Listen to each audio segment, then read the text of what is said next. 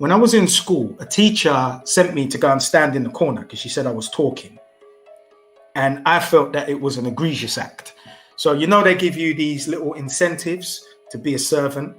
So we had a star chart and we used to put a gold star. You're a good boy, go and put a gold star on the chart. Now, remember, I had 13 stars. I remember it to this day. And the closest person to me had 8. And she sent me in the corner. And you know what I did? I went over to the star chart and I picked off these 13 stars and I threw them on the floor like this and I looked at her in her face because I couldn't do anything else. And I rinsed them in the floor with my foot. Because spiritually, I knew that I no longer needed her endorsement. If you can punish me unjustly, then I don't want your endorsement. I don't want anything from you. And you see, when I actually picked those stars off that chart in my vexation, when I was in the corner, I was at peace and I was 8 years old. And I realized that my spirit was free, that resisted certain messaging when I was a child. And it could only lead to the man that I am today. Now, what happens if men, specifically I speak to, and the Revenant, what if they didn't have that spiritual inclination, even not being aware of it, that protected them from certain messaging, certain malware, like you're an ethnic minority? No, I'm not. There's 1.5 billion of us. We're the global majority. You're an ethnic minority. What if I didn't have that spiritual messaging that protected me?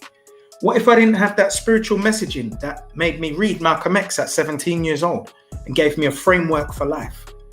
What if at the same time that I moved out at 18 and I was a petty criminal, I hadn't joined Panther UK as a political organization to give me a political grounding while I'm selling stolen goods, weed, pirates, and adult videos? So all of these factors that were coming into my life to make up the matrix of who I am were for a reason. And because it happened at such an early stage of my life, I couldn't actually change from who I was at any stage, because the political training shifted my moral compass. So after the police shut down my business at 20, after moving out at 18, my mind shifted. So now I'm thinking about my security. I don't want anybody to know where I live, where I sleep. My danger level is high. So as a man, my mind started off on that premeditated journey, but my spirit was always informing me. And anytime I felt injustice, I would find a way to convey my response to that injustice. So I always had a rebuttal. So doesn't that make me my own law administrator? So if I'm my own law administrator, that means I could be a full sovereign of my own governance. I know. This isn't a think thing. This isn't theorem. This is me pulling on all the strands of my life, my experience, and my intellectual capital to actually be the man I am today. I can't run away from that guy. I can't hide from that. I can't drink that away. He's there. And he has a purpose. And every single thing I went through was specifically designed to sort me to be the man who needs to operate on this floor. And it's not for me to be the one, the Neo.